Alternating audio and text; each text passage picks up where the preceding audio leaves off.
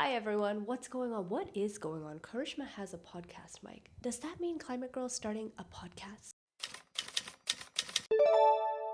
Editing Karishma here. If you'd like to skip to the main part of this video where we talk about habitat fragmentation, go to 2354. I feel like I'm afraid of the word podcast because it always gets an eye roll from somebody in the room. However, I'm not sure if this is a podcast yet. I just wanted to start making long form content, which I have been doing. Go watch my videos.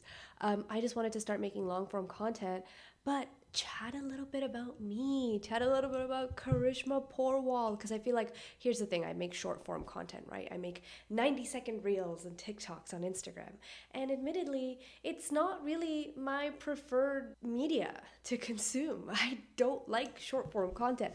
I don't like the fact that I'm contributing to the widespread brain rot of my generation and generations below me, generations above me that are all consuming short form video content. I don't really want to contribute to that, and I know I have to. It's part of my job. I'm known as Karishma Climate Girl, but because I'm known as Karishma Climate Girl on Instagram and TikTok, I never get to be Karishma Porwal. There's a real human being behind Karishma Climate Girl. I really want to bring a little bit more of myself to the internet, so here I am. And we do have a topic today. We're going to talk about habitat fragmentation, which is basically you've done all the hard work of protecting a parcel of land. What happens if you rip a road through it? Or worse, what happens if you rip more than one road through it? Have you wasted your time? We'll find out. But before we get into that, let me talk a little bit about me. Let me talk a little bit about what I've been doing this week. And maybe I let you guys in on my human life outside of my Climate Girl persona, okay? I just moved to Toronto. So if you would like to experience Toronto through... Guys, I do switch between saying Toronto and Toronto. And you know what it is? It's an identity crisis. Because I feel like I haven't lived here long enough to be saying Toronto. However, I've lived adjacent to Toronto long enough to be saying Toronto. But then I have this moment of realization where I'm like, oh my God, I wasn't born and raised here, Toronto. So I'm going to be switching back and forth until I can decide. Okay? So I just moved to Toronto. And if you would like to experience this city through a fresh set of eyes, and if there's any Toronto friends watching this video, please comment down below. Let me know your favorite spots in Toronto. Again, I'm still exploring, still finding things out. Let's be so for real about climate change. It's depressing as fuck. It's always greenhouse gases, this, the Amazon is burning, oh, Iceland's killing more whales, oh, Trump pulled back from what this time? But I feel that what's kept me in this space for so long is the fact that I still see nature as magnificent. People being included in that definition of nature, right? People show their love for nature through science, through art, through crafting solutions, through building community, and just through existing. This sacred relationship that we have with nature whilst also being a part of nature. Humans, of course, what sets us apart distinctly is that we are aware of ourselves. So I think that leads us to have such a sacred relationship with planet Earth, with where we are, and I want to discuss that. And I want to discuss my inspiration with you. And I want to discuss my deepest feelings about being a part of this earth with you, because I feel them so deeply all of the time. And when I say all of the time, I mean that. I came across the quote by Robin Wall Kimmerer where she says, "A wounded world is still feeding us." And that's the theme here, okay? There is still so much to be in awe of, to be fearful of, and by fear I mean in the sublime way, you know? When people are speechless before nature. I've experienced that sort of sublime, and I'm sure some of you have as well. Think of me as like your online bestie who talks about normal stuff and climate stuff, but with these like green tinted spectacles. Everything that I see, I see through a lens of that sacred relationship that we have with nature, as nature. Oh, that was such a bar. Oh my gosh. Okay, housekeeping. We're gonna do some housekeeping before I launch myself into creating more conscious stream of thought, unedited content. Reminder to you that I am human and I'm going to mess up. Okay, I'm trying to bring more of my authentic self to the internet. My authentic self makes a lot of mistakes. I'm not always politically correct. I don't always get my facts right, but I'm gonna say like these videos, they're still gonna be research. But that also means I want you to hold me to account. Correct me, be kind, but correct me. I'm going to be referring to the people in my life by their first initial to protect their privacy. If you see me looking down here, it's because I have some notes that I'm speaking off of, and I want this to be as unedited as possible, so it's gonna take a little bit of practice for me because I'm a big script reciter when it comes to short form content. If you didn't know this about me, all of my short form content is scripted. This isn't. I also want to point out that I am not a perfect environmentalist, and nobody is. We're all hypocrites in late stage capitalism, no matter what our beliefs are, because we are forced to be. So please hold that space. We're holding space for the fact that I try to be as environmentally friendly as I can within reason, and it's not perfect. And neither are you. As my lovely friend Shell Bizzle, who also makes YouTube videos here online, incredible, she says, you cannot do all the good the world needs, but the world needs all the good that you can do. She was like the first eco YouTuber that I started watching, and that's stuck in my brain. Because this is my job. Because this is work for me also, you may see a couple sponsorships here and there. But as you know, and as you should expect me to be, I am very judicious when it comes to the people and brands, organizations, nonprofits that I work with, because again, this page was born of my values when it comes to taking care of the planet, and I try to translate that as best I can into putting food on the table also. Let's talk about my current nature, hyperfixation. I find that I get very hyperfixated with a certain species of animal or a certain natural phenomenon. I was autistic as a child, okay? People in my life know this about me. I was a very autistic child, and some parts of that went away, some parts of that I masked. So maybe you'll see a little bit of that on here. Mountain lions. You guys, I was today years old when I learned that mountain lions, cougars, and pumas are all the same thing. What? Here I was thinking they were three distinct types of animal. Actually, no. In the back of my head, I did know that mountain lions and cougars are the same thing. But pumas. Is it pumas or pumas? Hey, hello. English is my second language. Okay? I set the bar for myself here sometimes when it comes to English. I don't know how to say all your words. I'm trying. Etymology fact, okay? Are you ready for this? The cougar holds the Guinness World Record for the animal with the greatest number of names, with over 40 names in English. But it's not the same as a lynx, okay? It's not the same as a lynx. A lynx has the cute tufted ears, okay? And that is how I tell it apart. They call it a mountain lion in the USA, they call it a cougar in Canada, and then they call it a puma sort of all over, but from like Central to South America, I guess. And then obviously it has its own names in Spanish and the other languages in South America, Portuguese. And indigenous names too, of course. Here's what I didn't know about the cougar. The cougar is the most widely distributed wild terrestrial mammal in the Western Hemisphere and one of the most widely spread in the world. It has the most extensive range of any wildland animal in the Americas, spanning 110 degrees of latitude. That goes from the Yukon. For those of you who don't know, the Yukon is one of our Canadian territories above British Columbia, so it's like really, really far north. And then, of course, all the way down to the Amazon rainforest. What does this tell you? What does this signal to you? Because to me, I've always been quite in awe of the fact that humans have been able to adapt to so many climates and ecoregions and parts of the world, thinking about the Inuit people that live in the Arctic, and then there's people that live in the Sahara Desert, right? And now here we have a cougar, a mountain lion, doing something very similar. The resilience that is required to span such a wide habitat, 110 degrees of latitude, no less. The resilience, the intelligence, right? The intelligence to understand, navigate, manipulate, and then survive off of different ecosystems. And mind you, mountain lions are known to roam, okay? They're known to roam. One theory on the existence of the Florida panther. Let's get into the Florida panther for a second, okay? The Florida panther is hotly debated amongst people that are obsessed with taxonomy and biologists, which, you know, I don't say that in a derogatory way. Taxonomy and classification is important. But they're basically debating whether or not the Florida panther is a true subspecies of the mountain lion. And if it's genetically, genealogically different enough to qualify as being its own subspecies. Now, they think that the Florida panther evolved because the cougar wandered so far from its western habitat, because like I said, Yukon all the way down is like through British Columbia, Oregon, Washington, California, all the way down to Central America and South America. Yes, we know this. The Florida panther evolved when a western cougar, so a regular cougar, wandered all the way to the East Coast, and more of them must have, and they multiplied and created a population there. Think about that.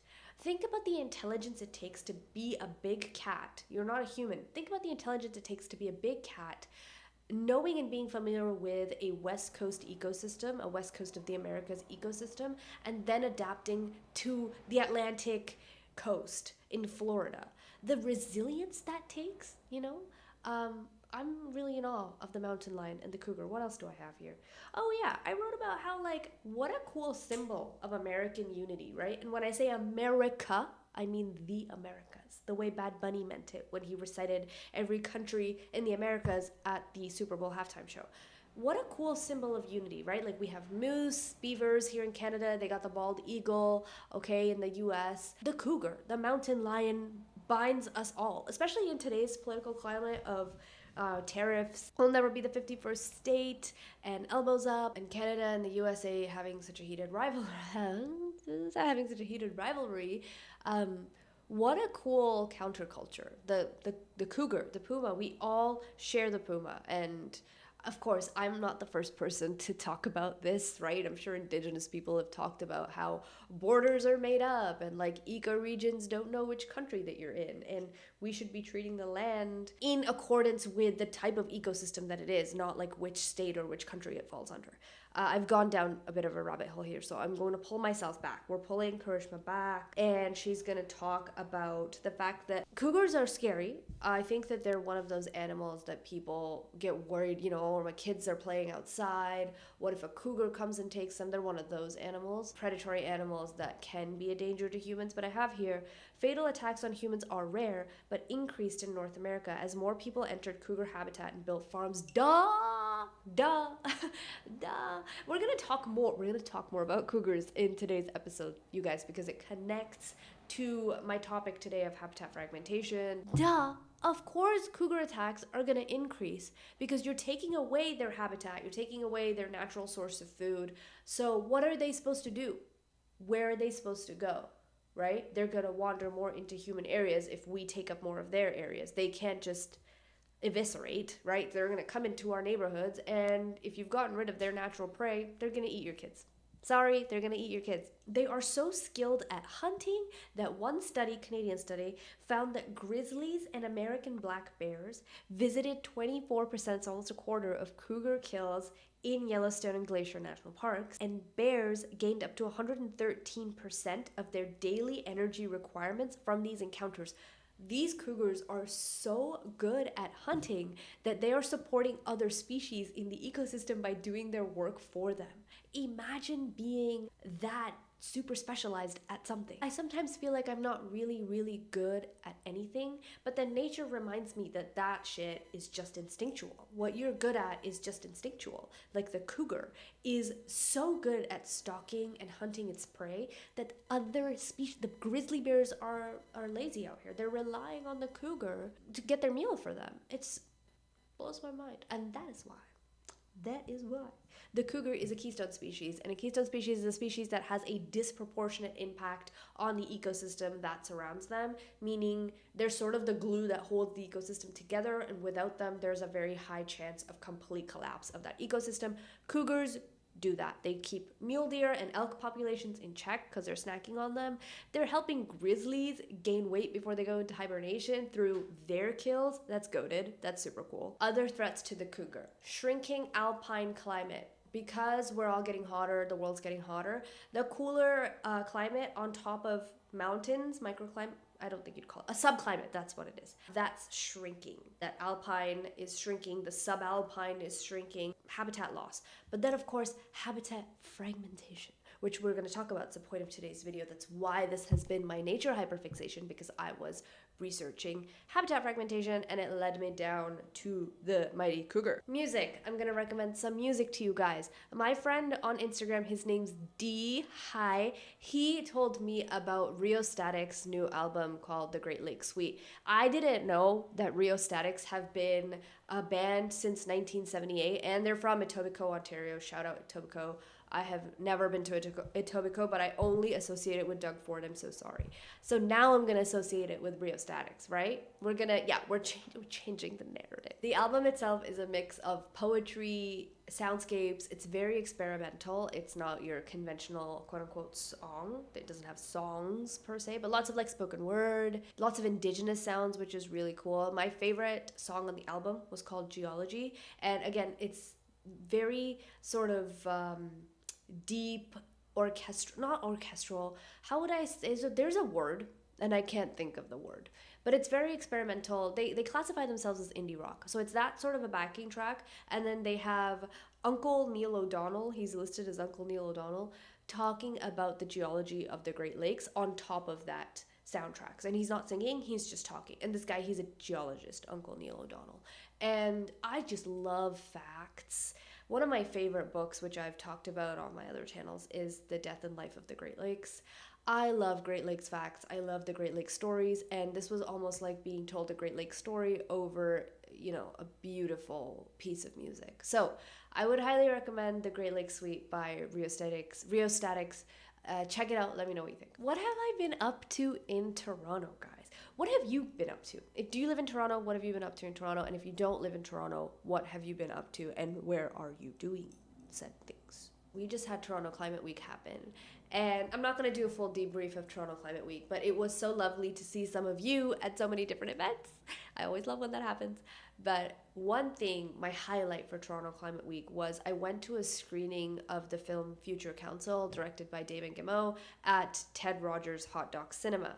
And I was moderating a panel after, and shout out to the panelists. If you guys are watching, shout out to the 3 kids that I was interviewing. Shout out to Quinn, Lena, and Olivia.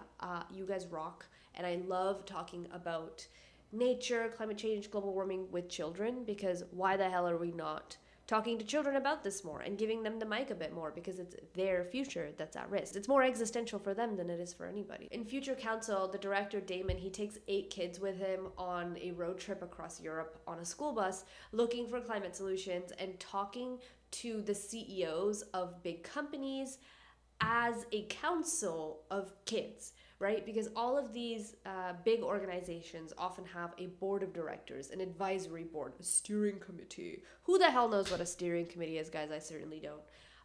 And how is it different from a group of folks that are in charge? But all of these organizations have steering committees, boards, things like that give them advice on how to perform better as a business, right?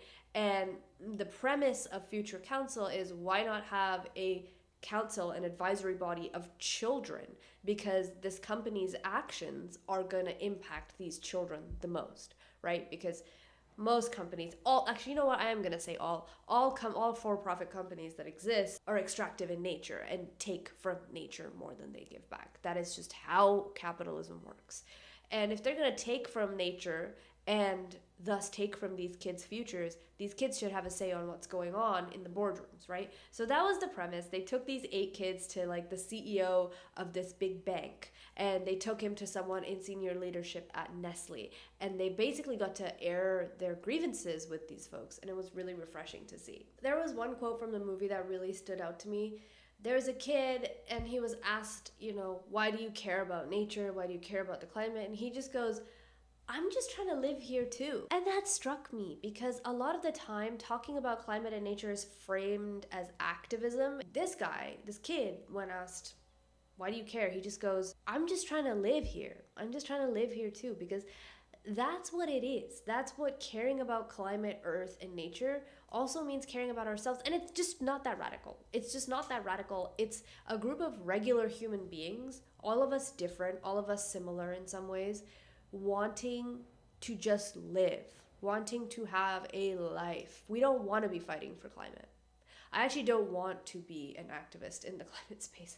I feel like I have to be, because our leadership has failed us so much. Of the 8 kids, there's this one kid from Bali, from Indonesia, who clearly comes from a lower socioeconomic background than some of the other kids.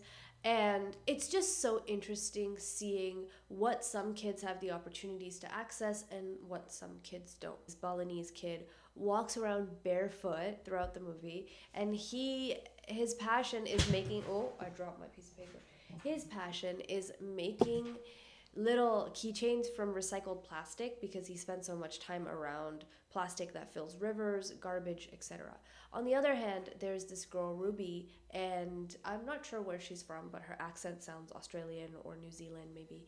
She gets, she's a singer. And I will put it this way, she gets to be a singer because people in the global north, children or otherwise, have the opportunity to access the arts, which people in the global south simply don't. They don't have the luxury to access the arts because, again, they're putting food on the table. They've had years of systemic oppression. Anyway, I'm not trying to say that I preferred one of those kids over the other. It was just so interesting to mark that difference. Ruby, she even went on to say that she doesn't feel like she's doing enough because she creates art. And then that brings in another conversation around the fact that, are we teaching our children that art is valuable, that art is part of the resistance, that there is a place, there's actually a very important place for artists that cannot be overstated in the fight against the powers that be? Are we telling kids that enough? And then there's this scene where the kids sit in a circle by this lake in Switzerland and they're talking about global warming, they're talking about rising temperatures, and the director goes and asks each of the children how they feel,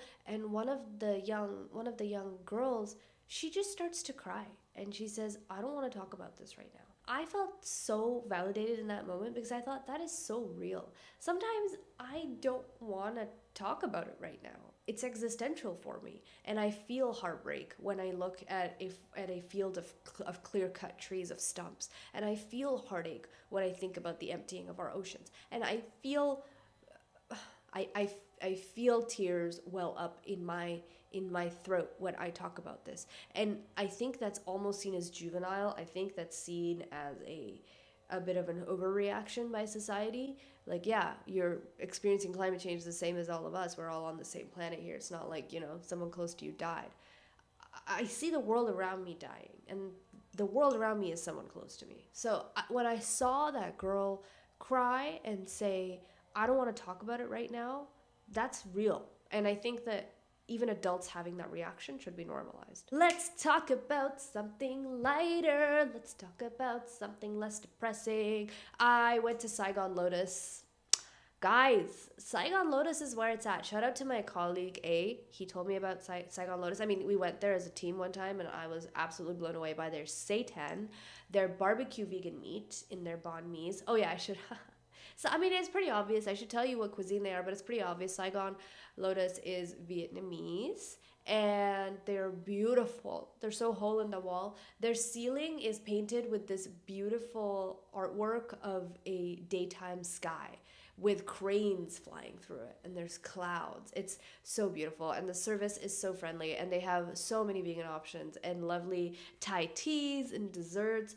I'm always just such a fan of Saigon Lotus in Kensington Market, if I didn't say that earlier. It's in Kensington Market. This video is brought to you by Bosque del Cabo Rainforest Lodge. This eco lodge is situated in the heart of the Osa Peninsula in Costa Rica, and it's honestly like living inside of a National Geographic magazine. By that I mean you don't have to spot the animals. They quite literally come to your door, like these monkeys, macaws, I saw toucans, I saw agoutis, the list goes on. This place was designed to invite animals in as opposed to keeping them out. The lodge itself, 90 to 100% of the time, is powered on sustainable renewable energy, which is a mix of solar and micro hydro, which is right on the property. Even the waters in the showers are heated by solar water heaters. They take good care of their employees, providing employee housing right on site, and the owners have also sponsored 2 of the employees' children to go to bilingual school right on the Osa Peninsula. There are many, many kilometers of hiking trails right on the property leading down to the coast, and there's even a hanging bridge on the property as well. Not to mention, the food is locally sourced and delicious. If you want to find out more, go to the link in the description.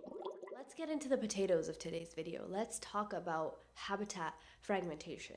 Now, I want you to think about what would happen if you, in your town, were just living there and they got rid of all of the roads that lead out of your town. Now, if you live in a city, imagine like a 3-kilometer radius around you, and you can't leave that radius. You just can't. How would that affect your life? That is what habitat fragmentation is. We think about habitat conservation, which means taking a parcel of land and protecting it from development or large-scale destruction. So that means if I have this circle of forest right here, Nobody can build on it, nobody can make houses on it, nobody can make schools on it, nobody can make a hotel on it, farms, whatever it might be. However, a lot of the time when land is protected in a national park, they will allow roads to go through it. And what roads do is they fragment that habitat. And what I'm here to talk about today is that road maybe doing so much more harm. You might think, oh, it's just a little strip of tarmac. That's not taking away habitat from them. It's not much, but it is fragmenting their habitat. And mind you, I don't say that protecting a large swath of land flippantly. That's a very difficult thing to do, to protect an area of land, to get it designated as a reserve or whatever it might be. That's very difficult. I'm saying that if you have done that and then the powers that be put a road through it, they may have taken away from a lot of your hard work, essentially is what I'm trying to say. Why is habitat fragmentation so destructive and so damaging? It's because animals need to move. Animals need to move for the same reasons we need to move. Foraging, migrating, entering new populations. It's the same to find mates. It's the same reasons we move, right? I move to the grocery store. I move myself to the grocery store to eat. And, we move. We wouldn't ever meet anybody and have children with them if we didn't physically move, right? We have to go out to our dates and to, the club or wherever, or the park, wherever you're meeting your significant other. And sometimes we move to enter new populations. Exhibit A. My family has moved more times than I like to admit to enter new populations. But when there's a road going through a habitat, animals can't move to do those things, right? So let's think about it in the sense of humans, because we don't just fragment animals' habitats, we also fragment humans' habitats. But we don't do it through roads, we do it through building walls a lot of the time, actually. So think about Berlin, right? They put up the Berlin Wall to separate East Berlin from West Berlin. They wanted to fragment that habitat. Of course, they did it intentionally. When we put a road through a national forest, we're not doing it intentionally to fragment the forest. We're doing it to get from point A to point B because we love cars. But if you think about it, that wall fragmented the population of Berlin. Berlin is probably one of the most well-known cities for having a wall that serves the purpose of segregation, but there's lots of others, including Belfast and other Irish cities that were separated by what they called peace lines during the Troubles, to separate the Catholics from the Protestants. So there's lots of Irish cities that are also separated by these, that are also fragmented, right, with walls. However, what's really interesting is that the US actually does fragment human habitats using roads, particularly interstate highways, which are, very, very large. There is a great study called White Men's Roads Through Black Men's Homes, Advancing Racial Equity Through Highway Reconstruction. I'm going to read you a little bit of this so you can see how a highway was used to intentionally fragment a city, human habitat, in a way that perpetuated racism, environmental racism, and bias. In states around the country, highway construction displaced Black households and cut the heart and soul out of thriving Black communities. The highway system was a tool of a segregationist agenda, erecting a wall that separated white and Black communities and protected white people from Black migration. This probably happens a lot in the US, but I want to talk about one specific example to help illustrate how it works. So there's a part of Pittsburgh in Pennsylvania, part of the city called the Hill District, where a lot of Black people live. What they did is they put an interstate highway that essentially separated just the Hill District from the rest of Pittsburgh, cut it off from the thriving downtown, and what happened, right? The population decreased. They had 54,000 people in the Hill District in 1950, which dropped to under 10,000 people in 2013. More than 400 businesses went out of business, they were lost, and approximately 40% of the Hill District's residents live below the poverty line. There's a great quote here: when you displace that many people, you essentially dam that community. So we're not just doing this to animals, we're doing it to people too, and we need to really think about that. Now, of course, that interstate going through Pittsburgh and pocketing out the Hill District was probably very intentional. We don't intentionally fragment animals' habitats to try to dwindle their populations, but we do it anyway, right? How do we measure habitat fragmentation? We take a look at the interior to edge ratio, which just looks at how much boundary habitat there is in an area. So I'll explain to you. Let's take my necklace, for example. Can we talk about this? I found this at a Value Village. This is a real abalone shell, and it's in the shape of a heart. I know you bitches jealous. Let's take a look at my necklace here. Imagine this is the forest habitat, right? If you put a road through it, now there's so much more edge, right? There's not just the outside of the heart, there's also this edge here. So there's a lot more boundary habitat. Boundary habitat is always shittier than interior habitat. Boundary habitat is always drier, there's less humidity, there's more wind, the vegetation is smaller, and of course, there's the threat of death in case you wander onto the road. So the edges of a road create edge habitat, and that's not great. That means we're losing less of that rich interior core and we're getting more edge. We want less edge, less edging. And once you've fragmented a habitat, you've cut off certain parts of the habitat for certain animals, okay? So say you're a tapir that lives over here. Do we know what tapirs are, chat? I hope so. Tapirs are large land mammals that live in Central America. They can get as big as cows, okay? So say there's a tapir that lives here and there's a pond over here, okay? And there's no ponds on this side of the protected forest, but there is a pond right here. And tapirs love to go sit in ponds on a hot day. It's part of what they do. It's part of how they stay alive, stay cool. What happens if you put a road right here, right? You've put a road right here. Now, even if this tapir lives in a beautiful protected forest, it can't get to that ecosystem feature, that habitat feature that it needs to get to without the risk of being hit by a car. And that risk is huge, by the way. Let's look at it another way. Let's look at it from the lens of mating partners, okay? Say you're a cougar population, okay? Cougars, mountain lions, pumas. Let's say you're a cougar population and there's a road that has fragmented your lovely mountain habitat. Say you're a male cougar on this side and the only other female cougar here on this side is your sister, okay? The other cougars that you're not related to and would like to have sexual relationships with are on this side of the road. So what are your options? You either inbreed, you either sweet home Alabama it with your sister on this side, or you risk your life, cross the road, mate with a cougar that's not related to you, and increase the genetic diversity of your offspring, of your cougars, a stronger population, less susceptible to disease, and you're more resilient that way. So habitat fragmentation also leads to species that are very inbred and then quite susceptible to being wiped out by diseases and just don't turn out right. What can fragment a habitat? I'm talking about roads primarily in this video, but there's more than just roads that can fragment a habitat. Pipelines, yes, I'm Canadian, and yes, pipelines live rent-free in my head. But hey, pipelines are a lot bigger than you would think, okay? I recently just Googled how big the TMX pipeline is, and it's like the size of a man. It's like the size of a person. I always thought they were much smaller. I don't know why, but they are actually quite large. Let's not forget about the water. Let's not forget about our rivers. Dams fragment habitat, right? They will split a river in half.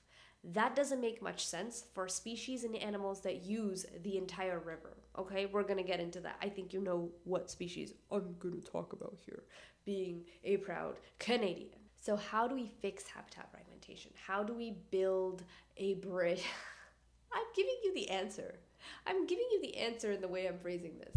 We build bridges. Okay, that's part of how we fix it. We build bridges. I first want to talk about the Wallace-Annenberg Highway Crossing, which is the largest wildlife crossing in the world. So just like they build bridges for us to cross over train tracks safely, because we need to move, animals need to move, and they build bridges, wildlife crossings for these animals so they can safely overcome the fragmented habitat. The Wallace-Annenberg Highway Crossing. I want to give you the lore on this bridge because it's incredible, okay? This bridge was inspired by a particular mountain lion called P22, Puma 22. We know that over the last several decades, the Santa Monica Mountains mountain lion population has declined and become genetically isolated. That's what I talked about earlier. We don't want them to be inbreeding with one another. And it's primarily due to the Ventura Freeway that prevents them from moving between the mountains and the Simi Hills. Okay, so there's a big interstate. There's a big, I don't know if it's an interstate. What do you Americans mean when you say interstate? Okay, because I only know 400 series highways. Now I'm showing that I'm not just Canadian, I'm very obnoxiously Ontarian. Interstate, freeway, whatever. It's called the Ventura. It prevents them from moving between the mountains and the hills to the north. And since 2002, at least a dozen mountain lions have been killed on that freeway. And their GPS tracking collars, so a lot of the cougars in these hills, in this habitat, have tracking collars so that their behavior can be studied. They find that these cougars will simply turn back. They're like, no, not today. I'm not risking it. And they don't cross the freeway. But there was one legendary puma, P22, who goes down in history as not only crossing the Ventura Freeway once, but then going on to cross another. This story, I feel like could be made into a freaking movie. This is the bad boy of pumas, P22. He crossed the highway twice. He was orphaned by his mother, mind you, and adult mountain lions will often kill their young if they don't quickly move out of their territory, find their own new sort of area. This is why he crossed the highway. He was afraid of getting attacked by one of the adult male cougars and decided to cross the highway out of fear. Again, I just want to speak to the courage of this animal. You can't just say it's acting out of animal instinct, because all of its fellow cougars in the area, we know because of their tracking collars, turned back. What was different about this cougar that gave him the strength, the courage, the resolve to cross the highway? You know what I mean? That it's stories like that that fascinate me and lead me to fall so deeply in love with the natural world, and also being more constantly cognizant of the fact that they are us. We are nature. We are not disconnected. These animals, some show strength more than others, just like us. You know what I mean? So he crossed the freeway twice and ended up in Griffith Park. Griffith Park is actually like a small municipal park in California, and he was just living there. So this is where they find him, and they call him P22, and they start monitoring him really, really closely. Now, they find that P22, for him, Griffith Park was too small. It was actually the smallest range ever recorded for an adult male cougar. And they found him actually wandering in places like Hollywood Hills. You guys, this sounds like it's made up. A cougar wandering Hollywood Hills? You're joking right now. There's this really aura. That's the only word I can think of. Photo of him at Hollywood Hills. And it looks like it's out of a movie. I can't believe this is real life. So he was spotted in Griffith Park, Hollywood Hills, Silver Lake, lots of places. And then a murder happened. That's right. A koala was killed. A koala disappeared from Los Angeles Zoo one night, and its body was mangled and bloody and found on a nearby hillside. Of course, everybody in the area suspected our boy P22. Everyone thought this cougar is what killed and maimed this elderly koala named Killarney, who sounds like a rich old British man. They tracked P22's tracking collar and did in fact find him on the zoo grounds the night of the koala murder. And it's gotta be him. It can't be a coyote, it can't be anything else, because the zoo has a 9-foot wall, okay? And what animal can jump a 9-foot wall? A freaking cougar. Our boy P22 cleared a vertical, he's got a vertical, 9 feet. Killed this elderly koala, took him out of the zoo, right? So cleared this 9-foot wall again with a koala in tow, and then enjoyed his precious meal, his skilled hunt. We were talking about that earlier. That's what I'm talking about. That's what I'm talking about when I'm saying you are so good of a hunter that the ecosystem relies on you. You are so good of a hunter that this human-made zoo cannot keep you out. And we're supposed to be smart. So think about that for a second, okay? There were some folks in the area in Los Angeles that were saying they need to seek a depredation permit for him. What's a depredation permit? It means the permission to shoot him and kill him because he is a predator. Duh, he's a mountain lion. He's a mountain lion and you guys put a road through his habitat, and so now he lives in your park and snacks on your zoo animals. But the National Park Service said, no, actually, this is just the behavior of a healthy cougar acting on instinct. They called it normal predatory behavior, and the zoo declined to request a depredation permit. Instead said, hey zoo, you guys should probably do a better freaking job at keeping your koalas inside their enclosure. So let's not blame the animal that's acting out of instinct. Let's blame your incompetent leadership for building a really crappy koala enclosure. So I thought, what a great story. Why am I talking about P22? P22 eventually lived in the heart of Los Angeles for more than a decade and then died. And let me tell you how he died. He died by being hit by a car. The irony and the way it broke my heart, he surmounted the danger of a highway twice in his youth, right? He defeated the car. Let's put it that way. And then to be put to death by the enemy that you so bravely slayed in the early years of your life is just so poetic, and it clearly other people felt the same way. Clearly other people felt the same way about P22 being an icon for fighting habitat fragmentation. Those people rallied to build the Wallace-Annenberg Bridge, the wildlife bridge that crosses over the Ventura Freeway. And that's why addressing habitat fragmentation is so important, because actually without this wildlife crossing, they estimated that the mountain lions in the Santa Monica Mountains, all of them will die off if they don't have access to cross the highway.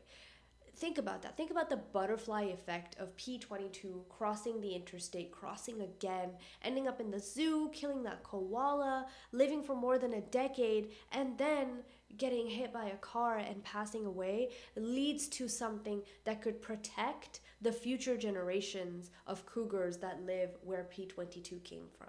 This is the type of story that I would carve on a cave wall for some future society to find. You know what I mean? If the cougar population did die off in the Santa Monica Mountains, the mule deer population would explode, it would go out of control, and they would eat far too much of the local vegetation. And mustard grass, which I think is the species that they're trying to fight back a little bit, mustard grass would take over the hills of California, and it would make wildfires worse. This is what I mean by the interconnectivity of nature. Cougars are protecting you from wildfires. Did you ever think about that? It again brings me to my freaking knees how intricate this web of life is. Canada does a great job of wildlife crossings, and I saw them for the first time driving through Banff and Jasper National Park, which has 44 total crossing structures, 6 overpasses, and 38 underpasses. That's right, folks, we can cross underneath as well. Banff National Park has the most wildlife crossing structures and highway enclosure fencing, keeping animals back from the road where they can get their brains blown out in any single location on the planet. So that's incredible. Good job, Parks Canada, for being a world-class leader in highway mitigation projects. I have here in my notes that wildlife use underpasses and overpasses, so each species has a distinct preference. Again, they're so much like us. They're so much like us. They have little personalities. They have preference as to wanting to go over or under the highway. Grizzly bears, wolves, elk, moose, and deer prefer crossing structures that are high, wide, and short in length, while black bears and cougars tend to prefer long, low, narrow underpasses. How freaking cool is that? I want to talk about how it takes wildlife some time to adjust. Okay, they've spent their lives, they probably have generational memory of being scared of a highway, of a road, and now suddenly they're being told, ignore the noise, you can cross it, this is safe. It takes them a while to learn. For some species like grizzly bears, it took 5 years to use the crossing before they were brave enough to use the crossing. However, most species now on the Trans-Canada Highway through Jasper are using the crossing pretty well. Nature does things slow. You guys, the way I'm expected to learn how to use Excel in my first year of business school, that's lore we'll get into later. Yeah, I went to business school. The way I'm expected to learn so quickly all of the Excel shortcuts, that's not natural. Learning is slow, and that's how nature intended it to be. It takes these grizzly bears 5 years to learn how to cross. Something that's not instinctual to them took 5 years. Do you guys think Microsoft Excel is instinctual to me? But I was expected to learn it in what, like all of 2 months. And I mean like at an advanced level. Okay, I'm talking like if statements and pivot tables. Don't talk to me about this. We've talked about terrestrial animals like moose, deer, cougar. Have you thought about arboreal animals? Do you ever think about the word arboreal? We only think about animals that live on land, terrestrial, underwater, aquatic. We think about birds, avian species, but what about the arboreal species? And I'm talking about mammals, birds, other species that like to live in the treetop. Okay, what a cool ecosystem. I don't think we think about the canopy ecosystem enough. It's not quite on the ground and it's not quite in the sky. And they are slaves to the force of gravity. They are slaves because a lot of these animals don't have wings. They can't fly. But they fly amongst the tree canopies. And they don't, they're not falling and hitting the ground the way we would, slaves to gravity. They've mastered it in some way. Anyway, let's talk about our arboreal species. When I visited Costa Rica, I went to the Osa Peninsula, which is beautiful, very biodiverse place, and it has a lot of canopy habitat. It has lots of ancient tall trees like the Guanacaste tree, that's the national tree of Costa Rica, that branch out into other trees. There's vines, there's lots going on. There's a lot of canopy habitat. However, there are roads that rip through the forest as well. Roads that we use to get down there, okay? We rented a car and we got down there. We got to think about how to get arboreal species to cross the road because they don't spend much time on the ground anyway. They're up in the trees. How are you convincing a sloth to come down to the ground to cross the road when it needs to move across its habitat? You don't. Okay, what about things like kinkajous? Do you know what kinkajous are, chat? If you don't, look it up. I'm gonna spell it for you. It's Kinkajou, kinkajou. How are you convincing these arboreal animals, species, to come down to the ground? You're not. So when we went to Costa Rica, we went to a presentation by this nonprofit called Osa Conservation. And part of what they do is they install rope crossings across these roads. They're not building a bridge over these roads because these animals aren't going to come down to the ground to use it. They're going to connect 2 trees that flank each side of the road with a rope so that animals like monkeys, animals like sloth bears, sloths are not bears. You can give me a slap on the wrist for that one.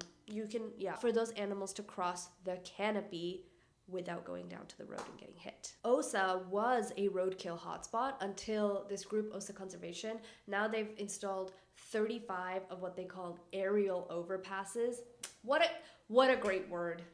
Word of the day, aerial overpass, or the arboreal bridge. Are you joking me right now? I want to bleed out on an arboreal bridge. Again, it took these animals time to start using the aerial overpasses. And they experimented, right? They experimented, do we want a rope? Do we want like a plastic mesh?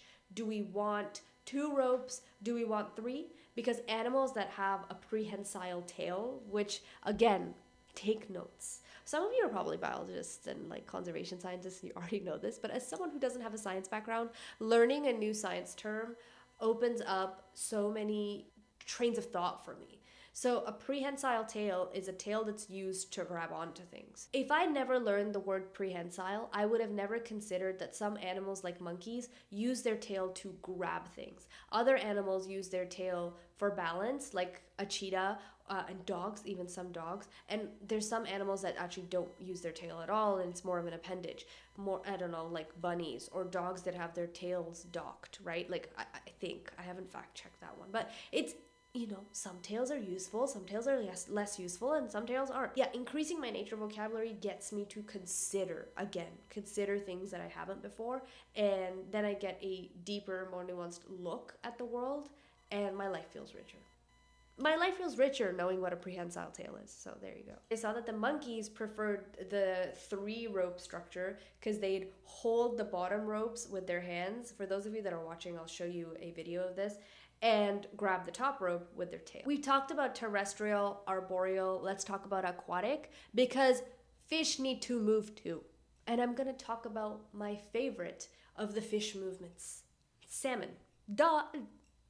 Of course, I'm going to talk about the fact that salmon need to migrate upstream to have their babies. Okay? That's what they do. They have this homing device in their head that takes them right back up to the cold water streams where they were born to have their children.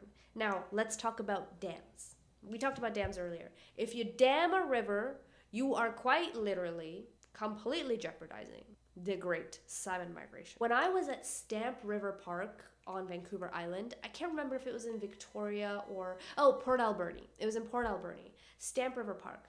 That's the first time I saw a fish ladder in use, okay? A fish ladder is the aquatic equivalent of a wildlife crossing or an aerial overpass, okay? How do we get over this habitat divider, the dam? A fish ladder. Oh, mind you, fish ladders are also called fishways. Fishways. How freaking cute is that? I'm thinking of like a little highway underwater, like the one in Finding Nemo 1, the EAC. What was the EAC? What did that stand for?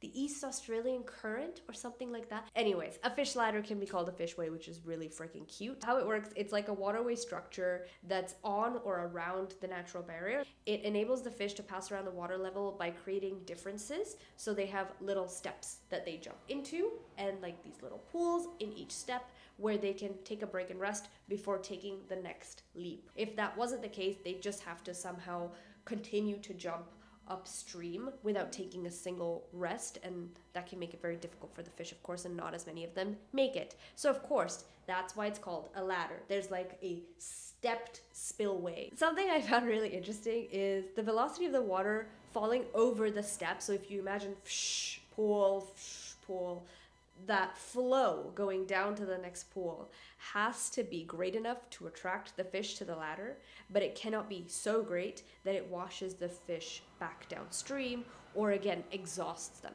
But isn't it so crazy that if it's too easy, the fish isn't going to go for it? Like if the water falling from each step isn't falling with enough gusto, with enough speed and force, the fish just isn't going to try. This is what I meant by the power of instinct. You know what I mean? If it's not enough of a challenge for this fish, it's not even gonna bother. It's so fascinating to me that the power of the water must be tempting enough for the fish to consider it a worthy challenge. How beautiful. I'm gonna leave it there. Let me know what you thought of this more chatty format. Let me know what you thought of me bringing a bit more of myself to the conversation, and let me know what you've been up to. Let me know your thoughts on habitat fragmentation in the comments below, and check back next time for more content like this.